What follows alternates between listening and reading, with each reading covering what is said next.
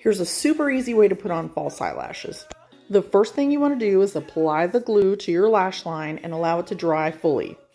I'm using the Kiss Clear 3D Strip Lash Adhesive. Next, you're going to apply a tiny amount of that glue to your lash itself and allow it to dry fully. Then line up the middle of your lash line with the middle of the false lash line and apply it. Then using your tweezers, pick up and place the ends perfectly on the edges of your eye. Now let's see it on the other one. So I'm going to plunk it down in the middle of my eyeball, and then I'm going to go back in and attach each side, putting it where I want it.